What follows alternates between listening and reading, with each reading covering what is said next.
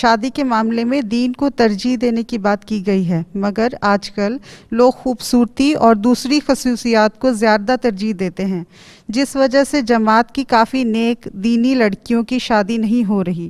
ایسے حالات میں ہم آپ کی رہنمائی کے منتظر ہیں۔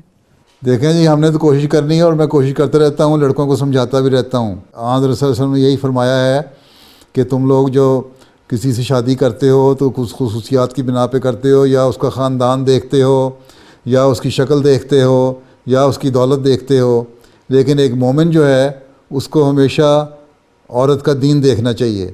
اب مسئلہ یہ ہے کہ اگر لڑکوں میں دین نہیں ہوگا تو وہ لڑکیوں کا دین کس طرح دیکھیں گے؟ تو یہ تو جماعت کی جو جماعتی نظام ہے اور خدام الانبیاء ہے، ان کو بھی میں کہتا ہوں کہ لڑکوں میں دینداری پیدا کرو۔ جب لڑکوں میں دینداری پیدا ہوگی تو پھر وہ یقیناً ایسے لڑکیوں سے شادی کرنے کی کوشش کریں گے جو دیندار ہوں۔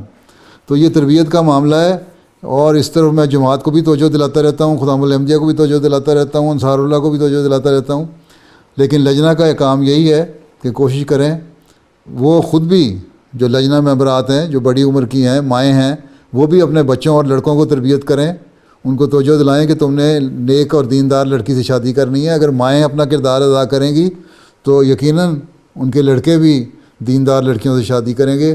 مسئلہ یہ ہے کہ جب لڑکے کی شادی کا معاملہ آتا ہے تو مائیں کہتی ہیں کہ ہمارا بچہ ہے جو ہے، ہم اپنی مرضی سے اس کی شادی کریں گے۔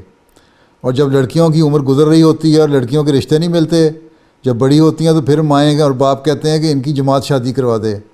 حالانکہ دونوں کو جماعت کے سپرد کرنا چاہیے اور کہنا چاہیے کہ دیندار لڑکے اور دیندار لڑکیاں آپس میں مل کے شادی کریں، تاکہ جماعت کے اندر ہی لڑکے اور لڑکیاں رہیں اور آئندہ بھی نیک اور دیندار نسل بھی پیدا ہوتی رہے۔